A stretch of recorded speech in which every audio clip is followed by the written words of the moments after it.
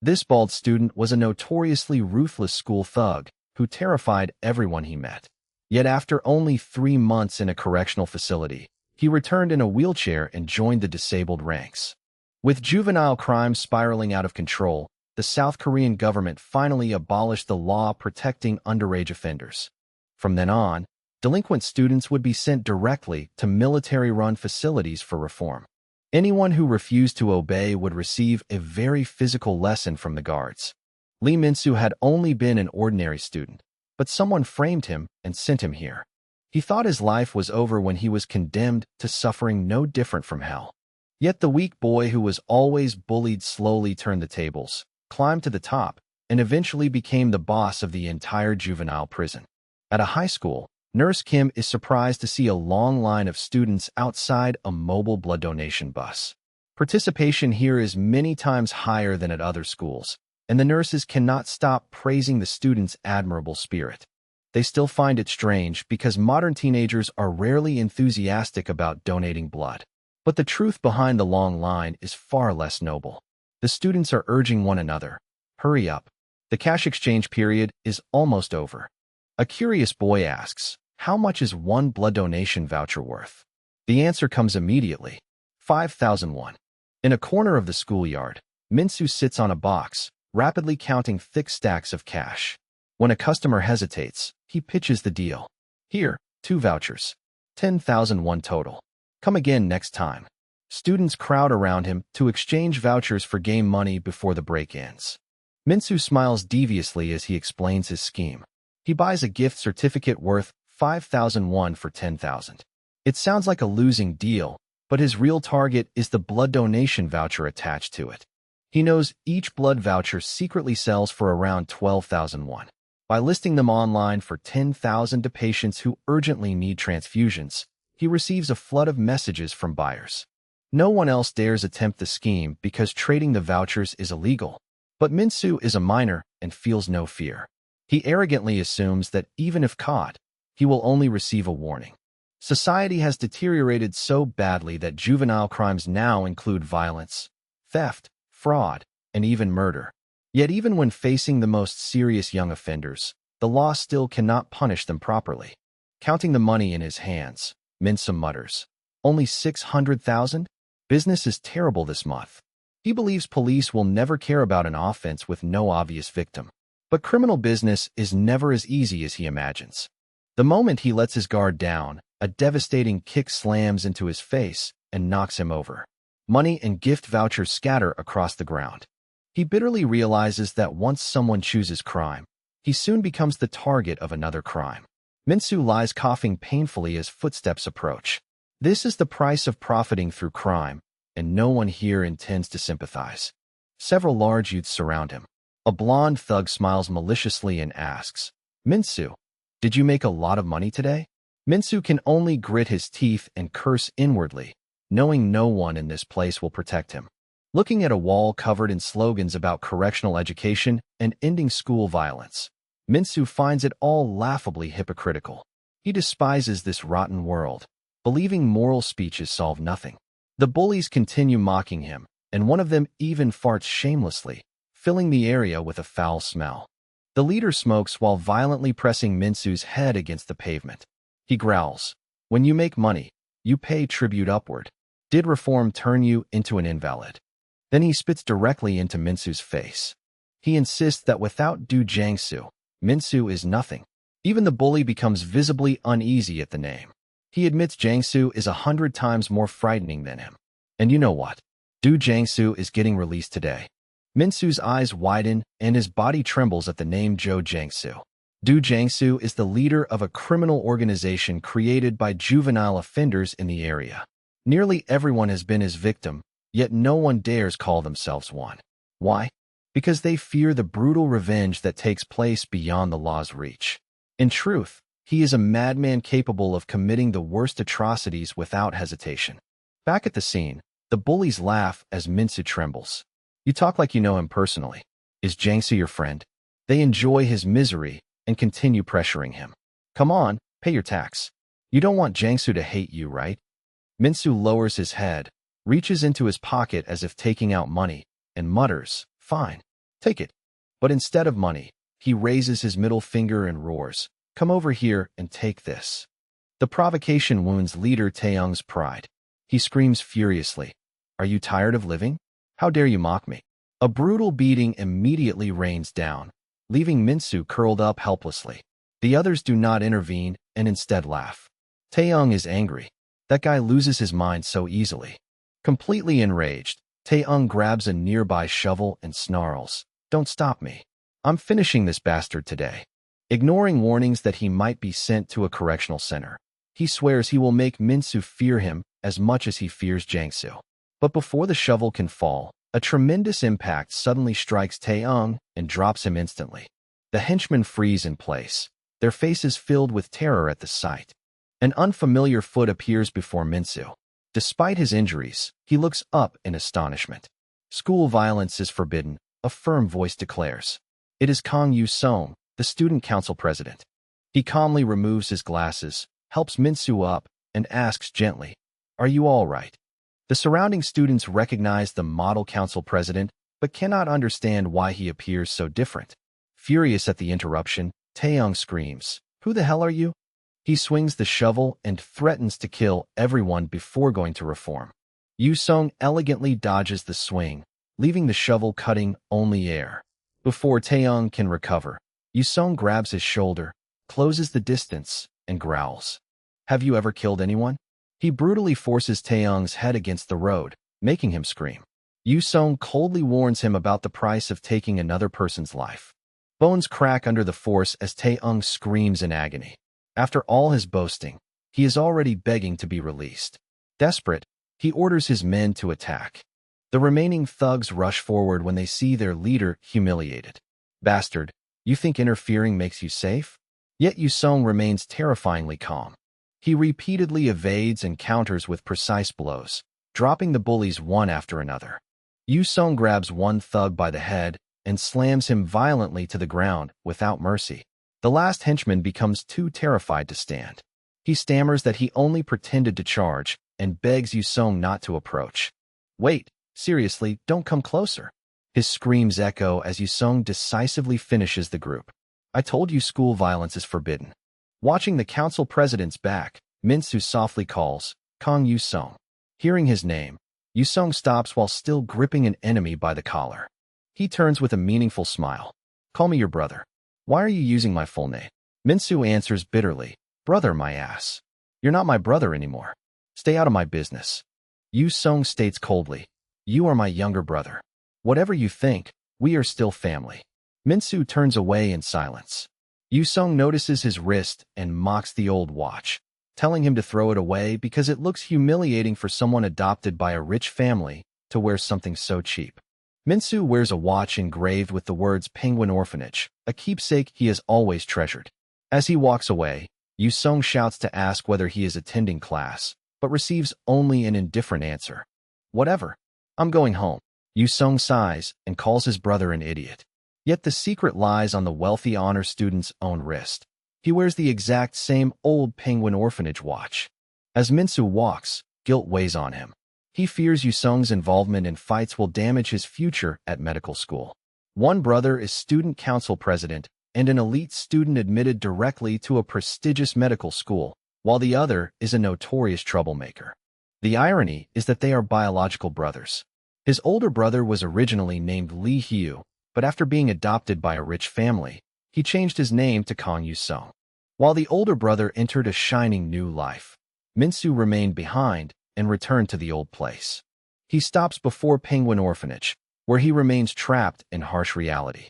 Walking alone through a quiet alley, Minsu thinks about his brother and tells himself Yu Seong should stay away so he does not become a burden blocking that bright future. While Yu Seong walks toward the light, Minsu chooses a dark road to survive. He stops before a chained clothing donation box where he has hidden everything he saved. Inside the bag are stacks of cash and blood vouchers totaling 3.4 million won. Curled in a dark corner, Minsu calculates that he still needs another 6.6 million. Would robbing a bank be faster? The blood bus will not return for 3 months, so he considers visiting other schools to keep making money. Minsu's obsession with money comes from a cruel reality. In 2 years, he must leave Penguin Orphanage. Although the government provides 5 million won in support, it is nowhere near enough to cover expensive housing. As an underage orphan, he knows even part-time employers will reject him. His life is miserable.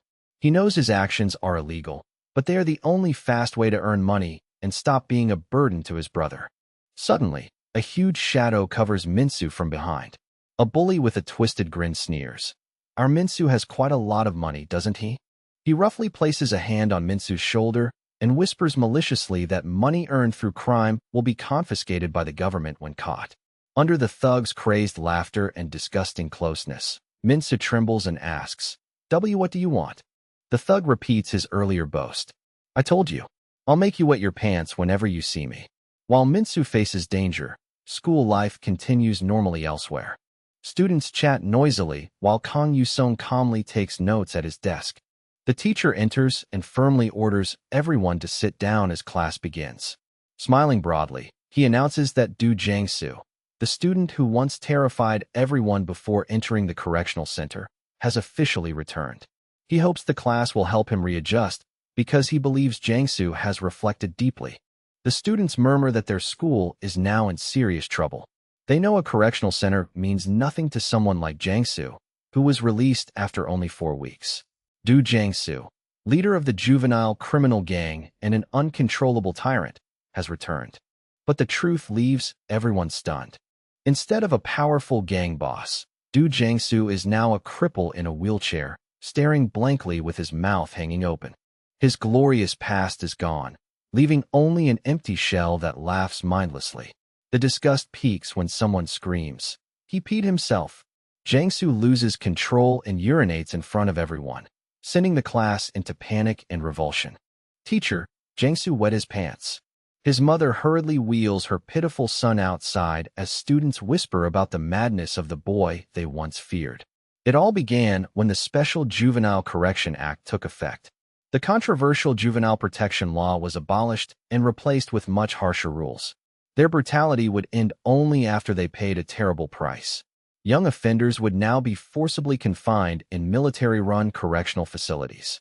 Education would continue until they were judged completely reformed, just like Zhou Jiangsu's tragic end.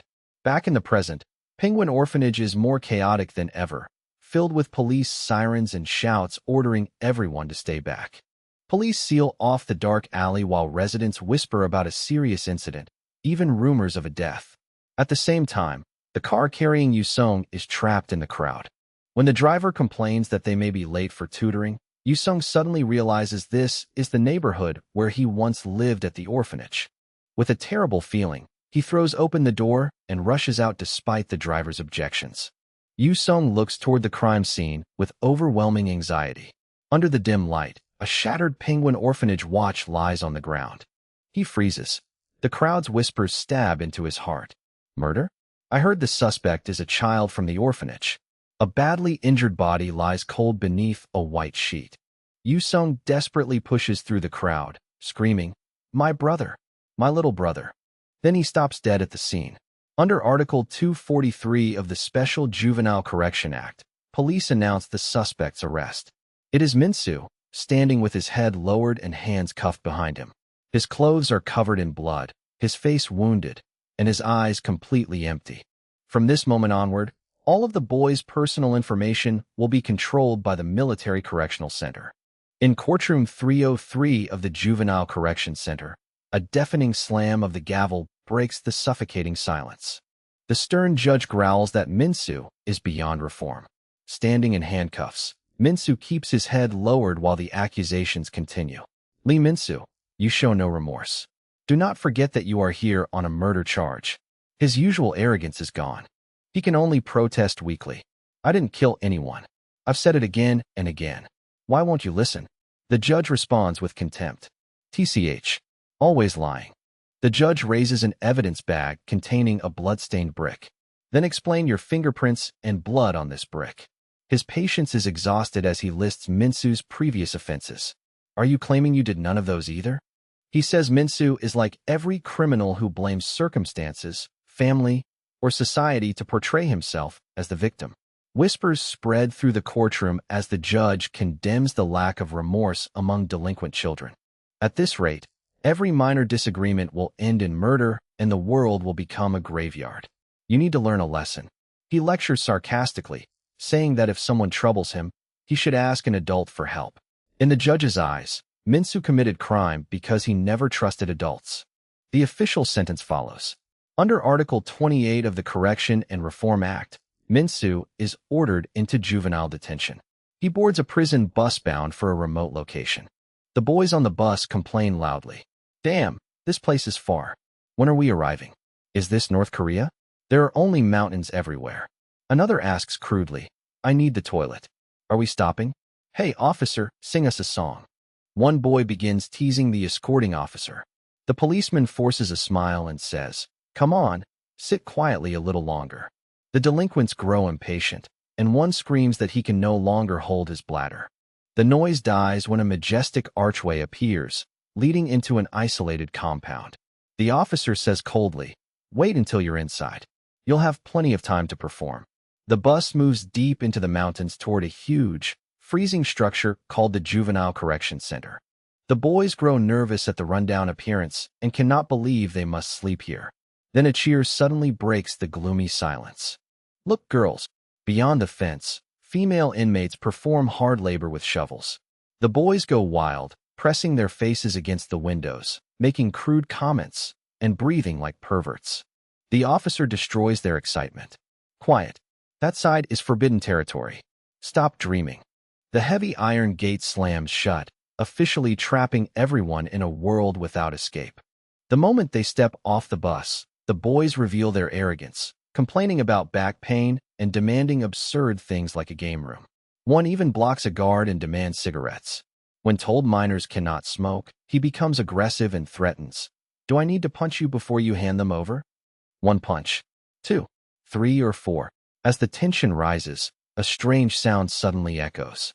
Minsu looks around and is horrified to see muscular bald men wearing collars like animals, running past while making loud pig noises. The newcomers burst out laughing at the huge men oinking like pigs. They point and mock them for exercising like lunatics. But the joking atmosphere instantly freezes when an officer shouts for everyone to stand at attention. Heavy footsteps approach, leaving the boys confused and uneasy. At the platoon command, the muscular prisoners stop immediately and form a perfectly straight line. Strange symbols are tattooed across their chests, and iron collars hang around their necks like livestock. At the warden's command, the whole platoon responds with bizarre oinks as a respectful greeting. The newcomers stare in disbelief at dozens of powerful men obeying blindly. A commanding man with sharp eyes steps forward. He is the person in charge. The delinquent boys still show no fear and mock the military performance as boring and annoying. The warden does not become angry. He merely smiles sinisterly and orders everyone to bend down. The newcomers keep laughing and challenge the old man to show them what he intends to do. In an instant, the absolute authority of the place is demonstrated. Every veteran prisoner drops flat to the ground in terrifying submission. The newcomers grow uneasy. Don't worry, we still have children's rights. The warden points at them and growls that another group of maggots has arrived to die.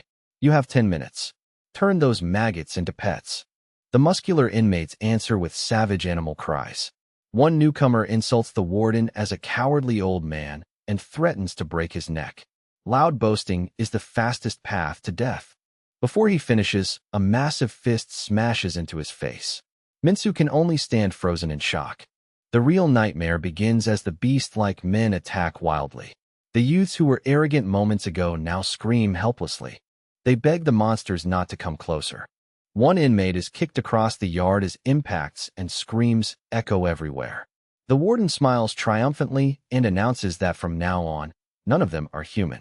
They are loyal slaves. When allowed to speak like humans, the veteran inmates prostrate themselves and scream their gratitude and absolute obedience. Amid the chaos, Minsu lies still and pretends to be dead, hoping to escape the monster's attention. While observing from the ground, Minsu realizes the situation is worsening as newcomers are hunted like prey. One desperate boy runs towards security personnel and begs for help. But the young officer only wears a bizarre smile stretching from ear to ear. He waves mockingly and warns the boy not to come closer. Minsu realizes something is wrong. If the officer intended to help, he would have acted already. The moment the boy reaches him, the officer strikes him down and roars, "I told you not to come over." He swings his baton wildly at the newcomers. Anyone disobedient gets the stick. Batons crack against bodies as victims beg on the ground. "I'm sorry. Please stop."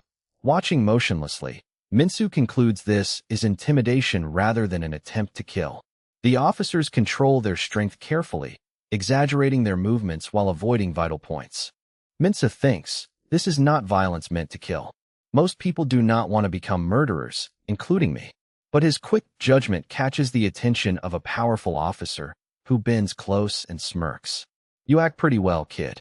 When Minsu stammers an apology, the officer cuts him off and suddenly stomps on his head. He growls, "I like clever rats like you. From now on, you're a rat. So keep me entertained. Understand?" Under the heavy boot, Minsu groans, but the officer corrects him. "Not a groan. Squeak like a rat." "Yes, Warden." The new recruits have been stripped. Officers report before a long line of half-naked, trembling boys. The newcomers stand frozen, humiliated and empty-eyed. The warden smiles cruelly, exposing white teeth.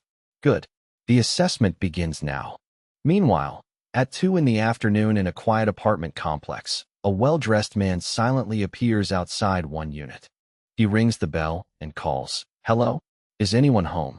After receiving no answer, he casually tests the handle and thinks this is the perfect time for someone to be away. Suddenly, he pulls a sharp pair of scissors from his suit. With professional precision, he cuts the security seal on the door and breaks in. An uninvited visitor casually entering for a look. Yu Seong steps into the dark room with cold eyes. Childhood memories return of him and his brother repeatedly breaking into empty homes. Minsu would stand watch outside while Yu Seong stole valuables. They lived like professional thieves for years until police caught them and placed them in an orphanage. The brothers could clean out a house in only 5 minutes. Yu Seong believed those dark days were over. But now he has broken into someone else's home again. Looking coldly at the person in bed, he says, "Don't worry. I didn't come to steal anything. I only want answers. My younger brother was sent there too." The person in bed is Du Jiangsu, but he is now nothing more than an empty shell, mouth hanging open as he mutters endlessly. Yu Seong wonders in horror what kind of place could reduce someone like him to this state.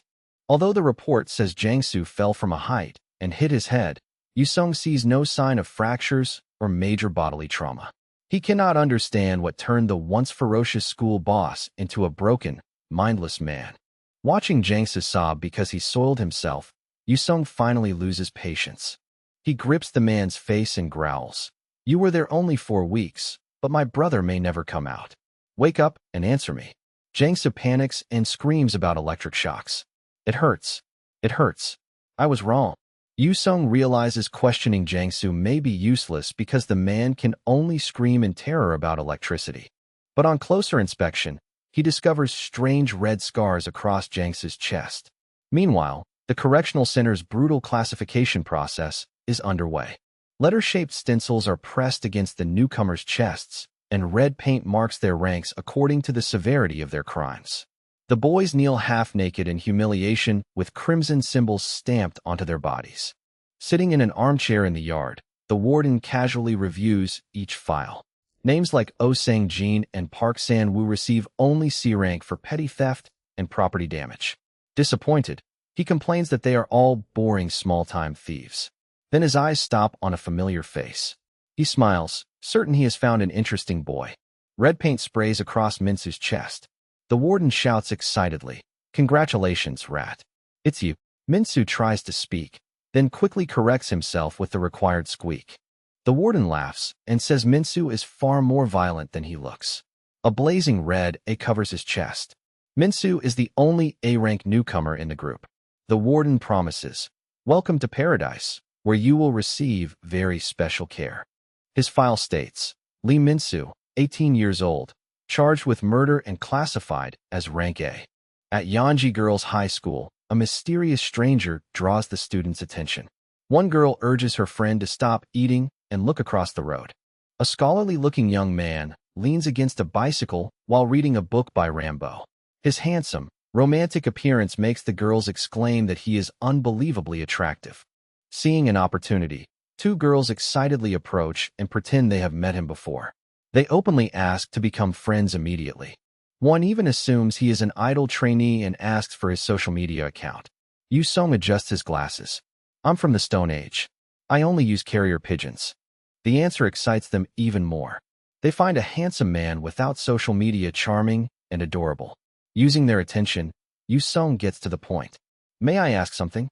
I'm looking for someone named Lee Min. The girl's expressions change instantly. One points across the street. Why mention that monster? You'll have bad luck all day. At that moment, a girl with long, messy black hair appears, wearing her shirt loosely and carrying a motorcycle helmet. She blows a bubble of gum with a completely indifferent expression. Students whisper that she just returned from a correctional center and warn that she is extremely dangerous. Despite their warnings, Yu Seong keeps his eyes fixed on her, while the two girls beside him panic about being dragged into trouble. Without hesitation, Yu Seong walks directly toward the intimidating girl. Lee Min asks coldly, "What do you want?" Yu Seong meets her eyes. "I want to know about the correctional center." But Lee Min does not care. She tells him to get lost and walks past. Yu Seong stands still and quietly says, "My younger brother is in there." Watching her leave, he sighs and blames himself for being too direct, deciding to try another approach later. Then a motorcycle helmet suddenly flies straight at him. Yu Seong catches it and looks up in confusion. Lee Min is already seated on a powerful red motorcycle. She orders coldly, "Get on. Are you standing there to model for the schoolgirls?" The engine roars as they speed down the long avenue. Yu Seong asks why she suddenly changed her mind. Her only reason is simple. "My younger brother was locked in there too." Wind strikes the visor as Yu Seong urgently asks what the juvenile correction center is really like. After a haunting silence, Lee Min answers with only one word: hell. Back in that living hell, the warden roars excitedly at the exhausted line of prisoners. It has only been 3 hours. He orders the next exercise while Minsu grits his teeth, drenched in sweat, wondering when the torture will end. Begin frog jumps. The warden screams, forcing Minsu to squeak according to his assigned identity as a rat. Under the scorching sun, Minsu and the other inmates jump continuously while oinking and squeaking miserably. 3 hours have passed, and Minsu can barely endure the endless punishment. Above them, the warden hums contentedly, enjoying what he calls the sweet voices of his pets. One inmate suddenly collapses from exhaustion. Instead of helping, a guard kicks him and shouts, "Stop being lazy. Get up." Because one person left formation, everyone must restart. The boy begs to use the toilet because his stomach pain is unbearable. The guards beat him and mock how fierce he acted upon arrival despite lasting only this long. Then the chief warden unexpectedly stops them, saying beating someone merely for needing the toilet is too harsh. He gently helps the boy up and says he must have endured for a long time before speaking. Then he asks the crowd calmly, "Does anyone else need the bathroom?" Minsu immediately becomes suspicious. Many exhausted inmates shout that they do. Minsu wonders whether this is a trap to separate and beat them. A guard orders everyone into a single line and forbids human speech. The warden keeps inviting them, warning that anyone who does not go now must hold it until night. Watching the excited prisoners line up, Minsu finds the situation deeply suspicious. He thinks that in such a cruel system, they would never casually allow everyone to fake stomachaches and rest. Yet the warden continues advertising it as a rare opportunity. Minsu studies the eager faces and reminds himself that unconditional kindness is like an unknown fruit in the jungle. The more delicious it looks, the more cautiously one must approach. Deciding to test his luck, he raises a hand and squeaks to join the line. But when the guard approaches, Minsu abruptly changes his mind. He shouts in human language that he no longer needs the toilet and will return to training. The officer explodes, grabbing him and roaring, "Are you messing with us? Do we look like we're playing?"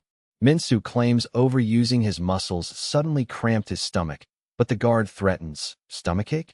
Let me clear it out for you." Minsu trembles and apologizes. The guard throws him back into formation and growls, "Get in line, rat. I'll be watching you." Minsu falls humiliatingly while the others laugh at his stupidity.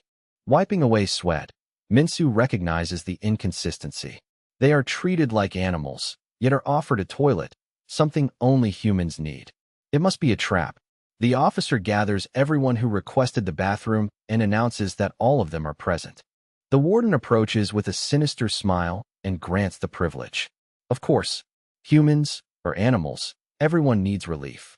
You look desperate, so I'll generously give you 30 minutes. Hurry before you miss the chance. Those left behind watch jealously and regret not joining. The remaining clever boys laugh at the fools heading to the bathroom, but their smiles vanish when the warden points at them. What are you laughing at? You're the ones being punished, not them. The remaining youths freeze in terror when they realize they are the true targets. The warden announces a grotesque new punishment. From now on, you will become centipedes. They are forced into a humiliating position, each boy's legs resting on the shoulders of the one ahead, faces pressed toward the backside in front, forming a long human centipede. Guards order them to keep their arms straight. If one falls, everyone starts over. Minsu bitterly realizes they are now considered lower than insects. The real nightmare begins when the guard insults them. You're worse than farm pigs. You're so inferior you cannot even control basic bodily functions. He forces the boys with stomachaches to relieve themselves on the spot while maintaining the centipede position. A toilet is a luxury for useless insects like you. The warden laughs at their suffering, stomping and urging them perversely. Here is your 5-star portable toilet. Hurry up and use it. One boy collapses in humiliation and tears as the last boundaries of human dignity are crushed. What are you staring at? Guards keep kicking the exhausted youths. Only 3 hours have passed, but the newcomers' initial arrogance has vanished. High-pressure hoses wash them down like livestock. Those lucky enough to avoid the punishment learn one truth. In this place, the chief warden's word is the only law. A loudspeaker announces break time. Clean everything and get inside. It is time to serve the pets their buffet. The guards answer in unison and escort the prisoners toward the cafeteria. Holding his tray, Minsu is shocked by the miserable meal, a little white rice and a few watery side dishes. He thinks bitterly, is there even anything to eat? The humiliation deepens when everyone must sit on the floor. Why are there no basic eating utensils? To the people here, are they nothing more than pets? An officer stands in front and announces, everyone, sing the gratitude song together. The veteran inmates shout grotesque lyrics. We are not human. We are dogs and pigs. We eat what we are given. We do what we are told. They scream their thanks for being cursed and beaten. Minsu freezes in disgust. The inhumanity before him is overwhelming. On the wall, the gratitude song is framed proudly, its lyrics declaring that they do not bark or bite and only obey, a collection of the world's most obedient pigs. Minsu's eyes turn cold as he understands they are treated as pets. He clenches a handful of rice and vows that no matter what they call him, he will survive this hell. Stuffing dry rice into his mouth, Minsu promises himself he will endure everything. His eyes burn with iron determination to overcome every humiliation and escape at any cost. Meanwhile, on a high cliff overlooking the valley, Yu Seong silently watches the juvenile correction center sink into the evening shadows. Gi Min sits casually on the railing, staring toward the prison. She admits she comes here every day because she cannot stop worrying about her younger brother, who is awaiting trial and may soon be sent inside. When Yu Seong asks whether it is truly hell, Gi Min says hell may be better because that place is not meant for humans. The memories give her nightmares every night, forcing her to use sleeping pills. Seeing Yu Seong's determination, she understands how deeply he worries for his brother. Yu Seong reveals that protecting Minsu was their late mother's final request, yet he failed. That is why Yu Seong sought Gi Min, hoping to act before it is too late. Among the few people released from that place, she is the only one who still appears relatively stable. Gi Min asks whether he wants to know the secret that helped her survive. Yu Seong urgently asks how someone can leave intact, but her answer leaves him speechless. She twists her face and sticks out her tongue strangely. Wanna live? Make a stupid face like this. You'll survive easily. When Yu Seong doubts her, she insists she is serious. Yu Seong becomes angry and says he is not joking, demanding the truth. Gi-min turns her back and quietly says she is not joking either. She slowly lifts her hair. Yu Seong is horrified into silence by what is hidden beneath. Her scalp is covered in twisted, uneven scars. She explains that even the smallest outburst can make inmates attack one another without hesitation.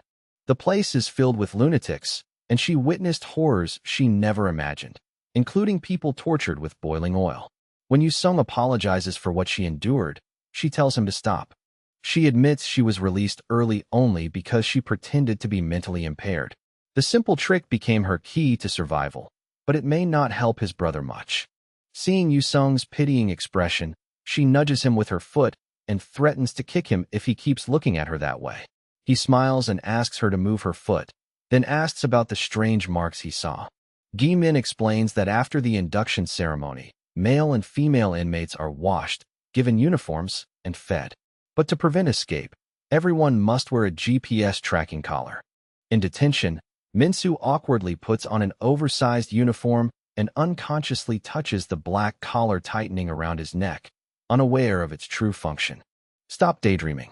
Walk in line. A guard shout interrupts him. Minsu moves silently with the group, still forced to oink like a pig. Gi-min explains that inmates are assigned rooms according to the seriousness of their crimes. Room E is for ordinary assault, D for drug dealing, and C for theft and fraud. Because of serious assault, she was placed in Room B. A heavy iron door opens to reveal a dark, oppressive space. Gi-min emphasizes that Room A holds the most dangerous criminals, those charged with murder or equivalent offenses. Entering with a meal tray, Minsu freezes before terrifying, misshapen cellmates. Sweat pours from him as he realizes he has entered a tiger's den, filled with supposed cold-blooded killers. His eyes settle on the waiting inmates, including Sijuan, whose long hair covers half his face as he sits quietly in a corner. The others pick their noses or crack their knuckles threateningly, creating invisible pressure that makes Minsu sweat. He thinks it's too quiet. Is this a confrontation? I cannot retreat. The silence breaks when a scarred, bald inmate roars. Bastard, don't you know how to introduce yourself? Another cracks his fingers and demands. Where are you from? What brought you here? Minsu calmly answers. I'm from Penguin Orphanage, and I attended Cian, our high school. The inmates burst into mocking laughter. Orphanage to prison. What a perfect career path. Amid the noise, Sijuan suddenly says, Everyone, shut up. The leader stares sharply at Minsu. What crime brought you here? If you're in Room A, you must have done something terrible. Minsu answers simply, murder. The room instantly freezes. Those who were laughing stare in horror. Is there finally a real killer here? Or is he merely lying for attention? Seeing their exaggerated reaction, Minsu wonders why he would lie about something that will be revealed anyway. Then he realizes he may be the only alleged murderer in the room. If crime severity determined power, he should be the most dangerous person here. Yet reality looks completely different. A short-haired inmate laughs toward the person serving as Sijuan's seat and wonders who will be stuck as the new lowest-ranking member. The white-haired boy is called Poppy. Minsu realizes the person being trampled is the actual bottom-ranked inmate. When Sijuan stands, Poppy apologizes frantically. A brutal kick immediately strikes the white-haired boy for daring to speak like a human. Poppy can only squeak miserably for forgiveness. Minsu bitterly realizes the weak are bullied both outside and inside. If they want to see him as a killer, he will accept that ruthless identity to survive. At 7 in the evening, reflection writing begins. Every youth must write 10 apology statements each day. Minsu stares helplessly at a blank page, gripping his pencil. Damn it, I did not kill anyone. What am I supposed to write? While he struggles, a crumpled ball of paper hits his desk. Behind him, cellmates noisily play baseball with paper balls and homemade bats, arguing about fouls and saves while ignoring study time. Minsu tells them to be quiet and asks whether they do not need to write reflections. The delinquents laugh and say there is no reason to care about that garbage. One points at Poppy, hunched over beneath a mountain of papers. Poppy is this room's national secretary. Poppy suddenly stands, irritating the others. Why are you standing before finishing? He barks humiliatingly instead of speaking. When ordered to use human language, he quietly asks to use the toilet, but is immediately scolded for forgetting his identity as a rat. The leader laughs and allows him to go. Minsu watches silently and realizes that human rights are a luxury here, where guards treat prisoners like animals. In hidden corners without surveillance, jungle law rules absolutely. Even while using the toilet, Poppy is attacked. How dare you squat like a human? A tremendous kick knocks him over, leaving him groaning in agony. Here, the weak are prey, and no one protects them. To survive, one must become strong or at least appear strong. Poppy is ultimately forced to relieve himself like a real dog. The others laugh loudly, treating the disgusting humiliation as cheap entertainment. At 8 in the evening, shower time begins in a cramped, oppressive space. Each inmate has only 3 minutes to wash with a tiny piece of soap used by countless others. Minsu worries he will contract a disease from sharing hygiene supplies with 50 people. At 9, final roll call begins under strict guard supervision. The inmates call their numbers in order. 1, 2, 3, 4, 5. But when his turn comes, Poppy suddenly barks instead of calling the next number, ruining roll call. Minsu stares in disbelief. A policeman immediately slams the roll book into Poppy's face. Poppy falls to the floor and whimpers painfully. After roll call ends, all lights switch off at exactly 10. The room sinks into darkness. Everyone lies packed together on narrow mats after the horrific day. In the silence, Poppy begins sobbing again. He whispers painfully, "Mom, I want to go home." Everyone here is an animal. An angry voice roars. Who's crying like a human? Poppy quickly covers his mouth and suppresses his sobs to avoid more punishment. Thus ends the first night at the correctional center. At exactly 5:30 in the morning, everyone is forced awake to clean and attend morning roll call. The youths mechanically fold blankets and scrub floors. Days in this hell begin early, with everyone's emotions already becoming numb. At 6, a cart rattles down the corridor as staff shout, "Meals for the rooms." Miserable trays slide through a small opening beneath the cell door. Chewing dry rice, Minsu asks why they are not eating in the cafeteria. A cellmate explains that outdoor training is scheduled for the afternoon, so they must eat inside. Looking at the tray, he says receiving a spoon is already luxurious. Minsu suddenly notices something strange. Where's Poppy? Why isn't he eating? The others point downward. He's under there. Minsu is horrified to see Poppy crawling on the floor with a board across his back, serving as a dining table. A bully shouts when the soup tilts. "Damn it, you spilled it. Aren't you paying attention?" Poppy cries and barks miserably in apology. Seeing Minsu's concern, they laugh and claim they care for Poppy like true friends, because nowhere else would friends prepare a meal personally for him. Minsu doubts what they mean by a handmade meal. One inmate immediately dumps every leftover scrap and bone onto a plate and mixes it together. He proudly announces, "The premium leftovers special is ready. Enjoy." Minsu freezes, unable to believe the cruelty of these monsters. The bullies call it the perfect meal because nothing goes to waste, then ask Poppy whether the sight makes his mouth water. Poppy trembles before the filthy plate, sweat pouring down. When he hesitates, the leader screams, "Poppy, why aren't you eating?" Terrified, Poppy lowers his head and begins licking the garbage from the floor. Unable to endure it, Minsu says coldly, "Don't eat that." He kicks away the board on Poppy's back, sending trays and food flying across the room. The inmates' expressions change as they roar in anger. Minsu looks directly at Poppy and asks whether he is truly only a child.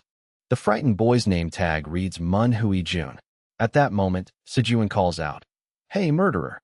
He says this room has its own hierarchy and rules, and as the newcomer, Minsu must obey. Sejun stares sharply. "If you don't like it, come defeat me. But first, Minsu must beat Poppy because Poppy currently ranks above him. If Minsu loses, he will replace Poppy as the room's lowest member." Minsu sighs, finding the hierarchy game childish and ridiculous.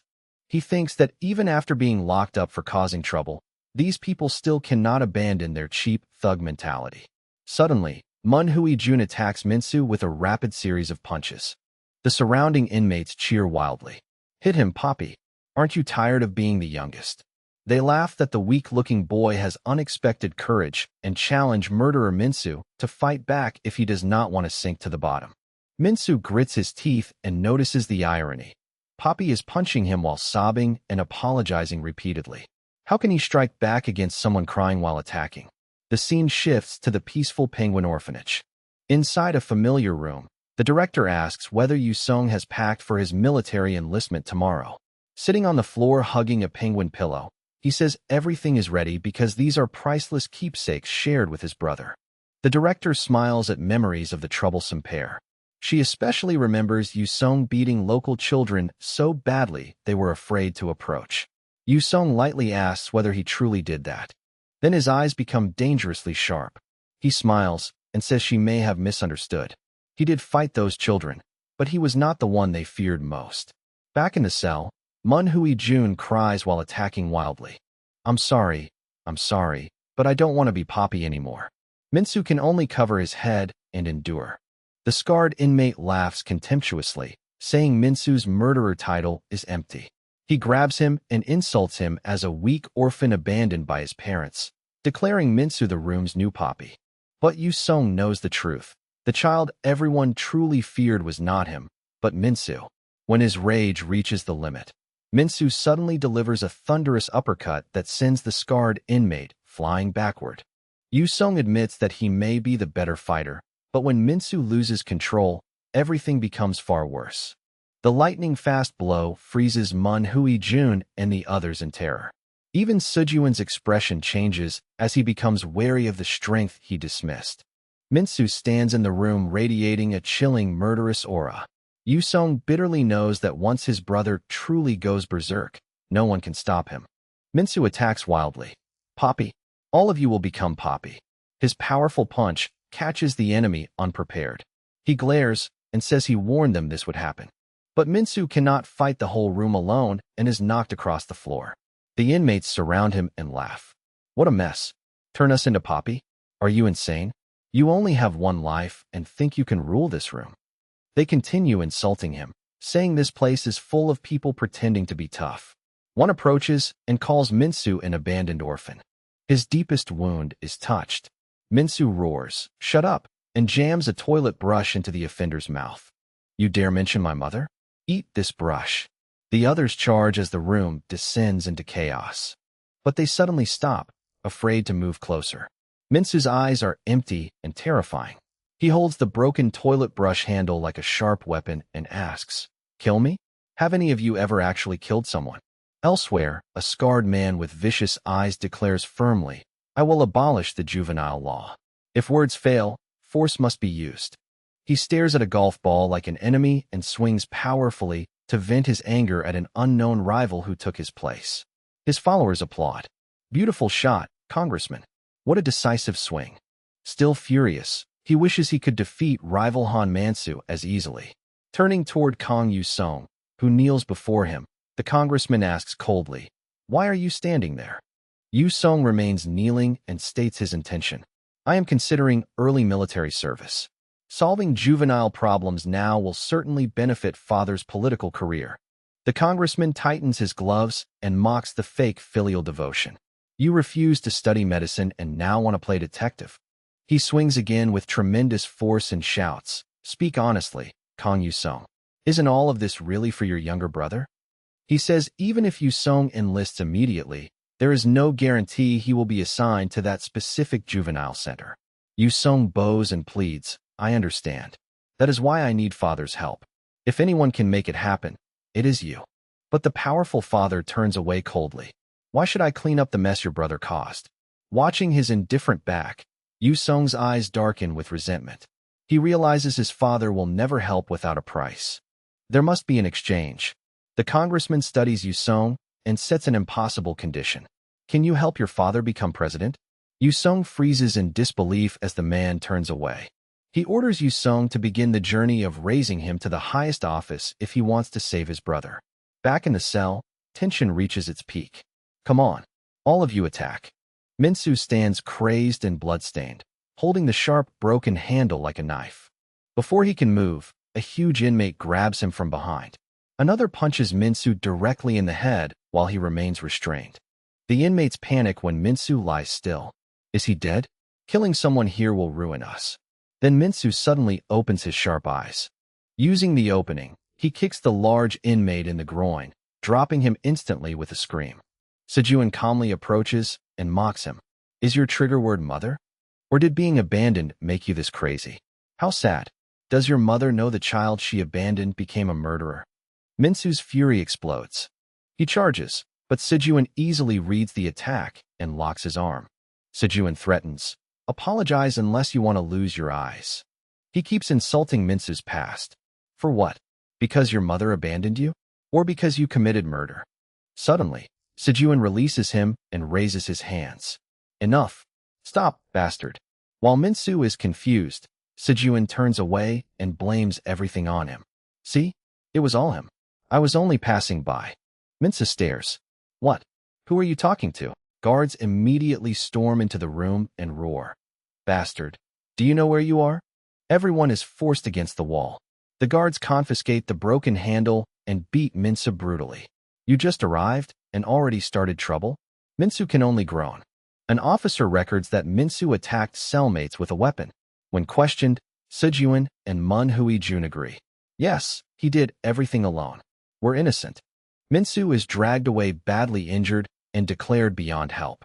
15 days of rest and isolation. Plenty of time to reflect. Curled on the cold floor with his hands bound, Minsu can only curse helplessly. Solitary confinement, also called the punishment room, completely isolates troublemakers for a fixed period. Worse, days spent here do not count toward the sentence. Minsu curses himself for extending his detention, yet the silence and solitude feel strangely comfortable. He even wishes he had caused trouble earlier. The brief peace is broken by a guard shouting through the hatch. Sit straight. If you're still lying down, another day will be added. Minsu is forced into a painful kneeling position. Kneel and wipe that expression off your face. In the punishment room, inmates must kneel until bedtime under constant camera surveillance. Even minimal freedom to move their limbs is taken away. The restraints are loosened only when using the toilet. But once seated, Minsu discovers a serious problem. Where's the toilet paper? The guard snaps, stop thinking and finish quickly. Minsu explains there is no paper. The guard says, it's behind you. Look, Minsu turns and sees no roll, only a dripping faucet. The guard says firmly, use the water to clean yourself. Minsu looks at his hand and screams, with my hand. A meager tray with dried fish and weak soup arrives. Eating becomes torture. With his hands tied behind him, Minsu must bend down and eat like an animal. Inside, he screams that they should at least untie him for meals. With every hurried bite, his rage grows. He swears to remember every name and take revenge after release. At 7, reflection writing begins. Even in isolation, Minsu cannot escape blank pages. He writes angrily, thinking he did nothing wrong, yet must write twice as much because he was sent here. To pass time and analyze the situation, he begins drawing caricatures and evaluating the room A inmates.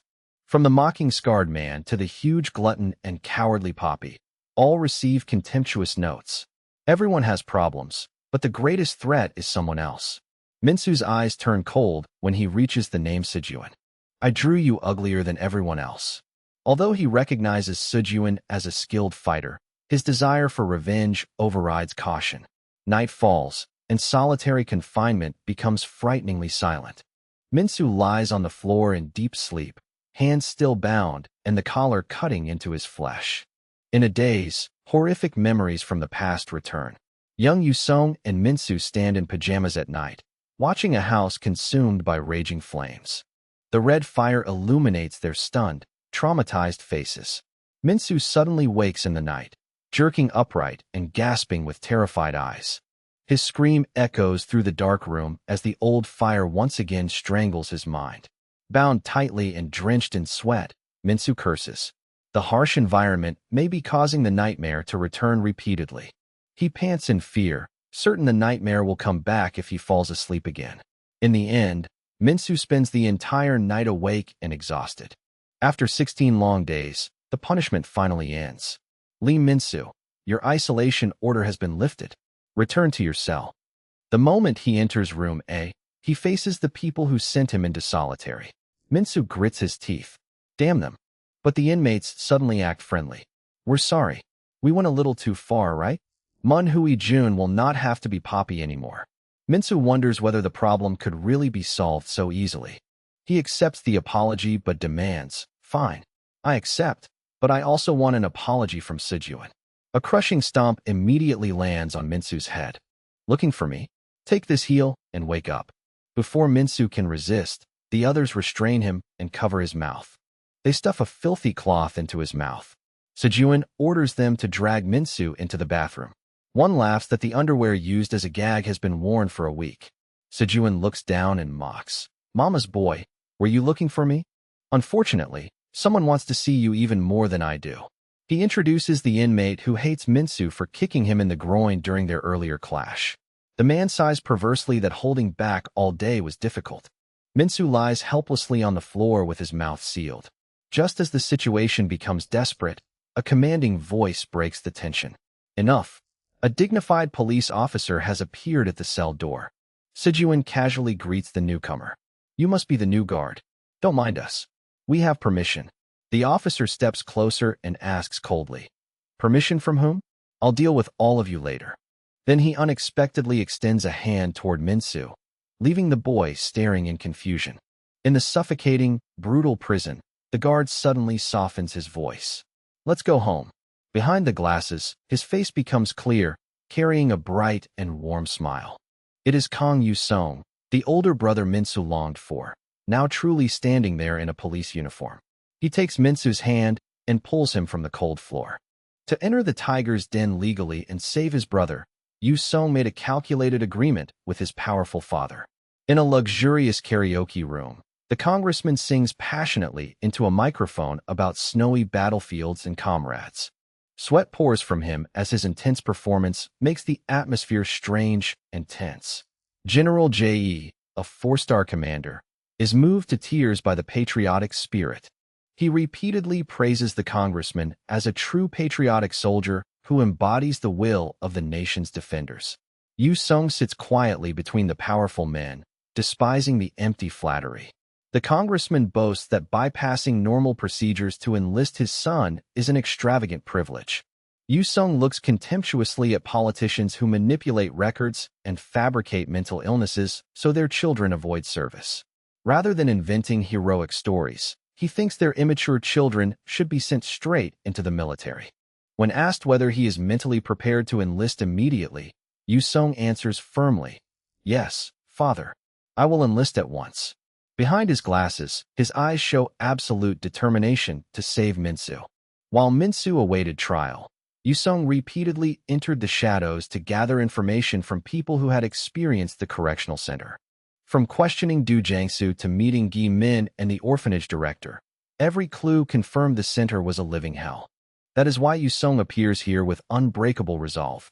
Standing among officers during the flag ceremony, he promises to pull his brother from hell as soon as possible. Back at the scene, Yu Seong offers his hand. "Let's go home, Minsu." He says that if Minsu follows his instructions, freedom will come soon. Yu Seong is completely confident in his perfect plan, but his smile suddenly stops. What seemed easy collapses at the very first step. Instead of staying calm, Minsu punches a large inmate in the face. Yu Seong watches helplessly. He told the boy to behave. So why is he punching people? Sejun observes coldly while the others shout at Minsu's recklessness. Minsu loses control completely. "Come at me, bastards. I'll kill all of you." The situation worsens as Yu Seong is surrounded by the frightening cellmates. A scar-faced inmate studies him suspiciously, asking whether he is truly a guard or merely a young newcomer. They claim the room is meant for only 2 people and threaten him with the unwritten nightly rules. Despite the monsters closing in, Yu Seong remains calm. "Rules? You mean fighting?" He smiles challengingly. "Then perhaps I should follow the rules tonight." The inmates laugh, seeing him as prey. Minsu charges like a beast, roaring at them. Sejun tilts aside and dodges easily. "Idiot, do you think wildly swinging your arms works?" With one simple movement, Minsu loses balance and falls. Sejun looks down in contempt. Minsu cannot even maintain balance, but keeps screaming like a madman. Then Sejun's attention shifts to Yu Seong. The guard stands among inmates he has already subdued and calmly suggests that following rules would be better. Sejun is secretly shocked that Yu Seong controlled everyone in seconds. He has never encountered someone like this. Taking advantage of Sejun's distraction, Minsu kicks him in the face. Who are you looking at during a fight, sweetheart? Long hair, your opponent is me. Don't look elsewhere. Sejun lowers his head as cold, killing intent spreads. He says he planned to settle things peacefully and leave, but that has changed. Looking up threateningly, he declares, "Now you will become Poppy." Minsu shouts, "Stop talking nonsense. Become a dog and enjoy it yourself." Sejun immediately counters with a powerful blow that catches him completely unprepared. Minsu is shocked to find himself utterly overwhelmed. Every thunderous hit hurts terribly. This man is absurdly strong. Sejun asks coldly, "Do you know why Poppy became Poppy?" Ignoring the warning, Minsu attacks again, shouting that he does not care. Poppy used to be the room leader. Sejun reveals the cruel hierarchy. He punches Minsu hard and adds, "But like you, he did not know his limits, and this was the result." Minsu refuses to be overwhelmed. He grabs Sejun's collar and roars, "You're the most pathetic person in this room, bastard." He will not be defeated easily. A massive fist crashes down from above, smashing Minsu into the floor with terrifying force. He lies motionless, eyes wide with pain, able only to utter a helpless sound. Flattened beneath Sejun, Minsu bitterly realizes the humiliation of losing at this man's feet again. His shame grows when he sees the guard's shoes approaching. Every time he is struck, Yu Seong's face seems to flicker before his eyes. Yu Seong looks down at his barely conscious brother and asks, "Are you alive?" Minsu feels terrible and weakly answers, "Yes." Yu Seong sighs, lifts Minsu over his shoulder, and wonders why he is so light. Has he not been fed here? Seeing him carry Minsu away, Sejun asks where he is taking him. Yu Seong says his brother needs a lesson and will be isolated for causing trouble. Then he leans close and gives Sejun a mysterious message. "She told me to tell you to stop fighting." Sejun freezes. "What?" Yu Seong leaves calmly, while Sejun stands stunned among his defeated followers. Minsu wakes and realizes he has been sent to solitary again. That long-haired bastard. Next time, I'll rip out all his hair. A sudden stomachache forces Minsu onto the toilet, but he feels restless, as though he has forgotten something extremely important. After finishing, he realizes the faucet does not run. Panicking at the thought that he cannot wash his hands, he wonders whether it is broken. A voice outside says toilet paper is available and the water only works at scheduled hours in the evening. Minsu finds the roll with relief and notices that this time his hands are not even bound. His memory suddenly returns. Minsu rushes to the door and pounds it furiously. He shouts at the guard outside, "Are you insane? Why are you here?" Ignoring Yu Seong's teasing question about whether he wiped properly, Minsu cries, "Who asked you to play the hero? You found a good family and should live happily. Didn't you get into medical school? Stop trying to save me and leave me alone. Just abandon a murderer like me. Why ruin your life for a killer?" Minsu screams through the bars that if Yu Seong becomes trapped because of him, he will live with guilt forever. Yu Seong calmly admits he is an idiot. "Who called you a murderer? I believe you. I believe you did not kill anyone, Minsu, because I am your brother." When Minsu sniffles, Yu Seong teases him for crying. Minsu angrily denies it despite the obvious sobs. He asks whether he can truly escape. Yu Seong says yes, as long as Minsu stops causing trouble, follows the program, and obeys him. However, Minsu makes a firm request. "I want to fight that long-haired bastard again." When Yu Seong asks why he wants to challenge someone who will certainly win, Minsu answers angrily, "He insulted my mother. I can endure anything else, but not someone insulting her." Rather than stopping him, Yu Seong encourages him. "Fight him. I will teach you how to win." His eyes become cold and threatening through the hatch.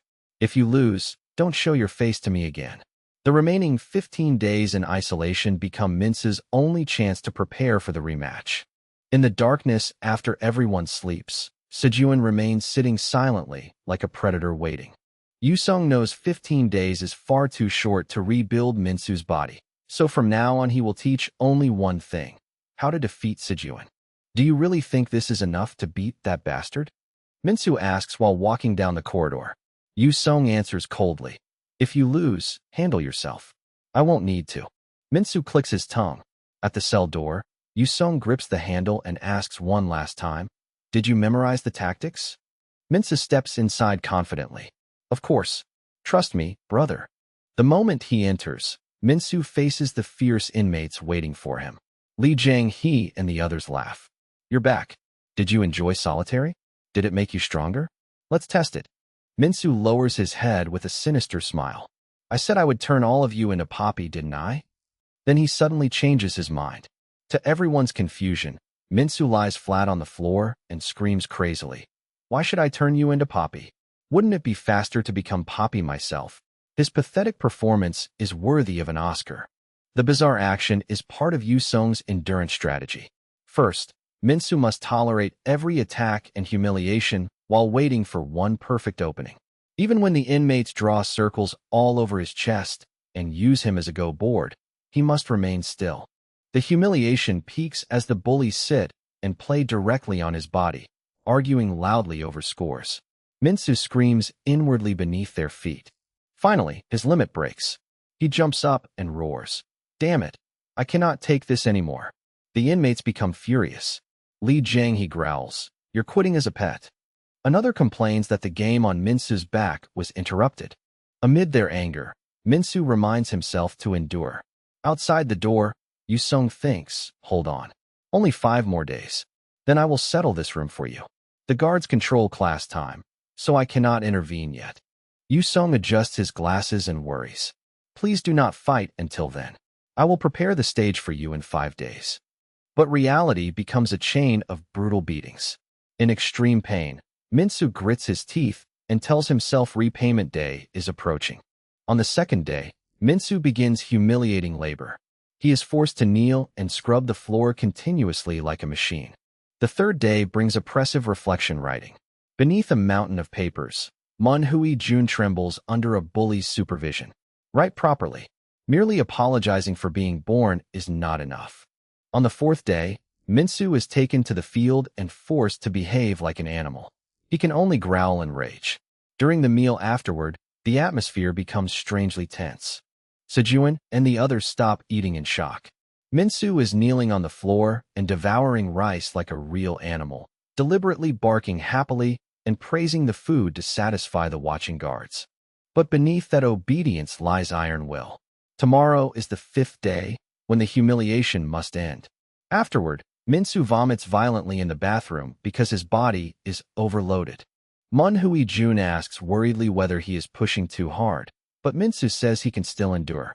Seeing Minsu exhausted and hiccuping, Hui Jun secretly gives him an energy bar and tells him to eat, because vomiting everything will soon make his body collapse. Hui Jun warns him to keep it secret because he bought it with his own allowance. During outdoor training, guards continue mocking Minsu, the new Poppy. They laugh that despite being tortured until he vomited, he has shown no improvement, and only they have the right to treat him this way. One prisoner laughs until his face turns red, insulting Minsu's ridiculous running style. His laughter instantly vanishes when Hui Jun runs toward a forbidden area. Ahead is the prison kitchen crew. A violent collision creates chaos and angry curses. 3 scarred, muscular kitchen workers look down at Hui Jun. Who are you? Are you trying to start trouble? Despite the danger, Hui Jun maintains his animal act. Far away, Sejuan rests on the field.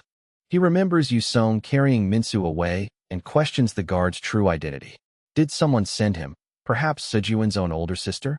Suddenly, a kitchen worker shouts, Hey, leader of room A3. Sejuan looks up as 3 apron-wearing men approach. Their leader asks, Is this your dog? He stomps on Hui Jun's head and tells Sejuan to control his pet. He accuses Hui Jun of attacking first and asks whether room A3 is declaring war. Kicking Hui Jun repeatedly, he laughs. This feels great. Lend him to me for a few days.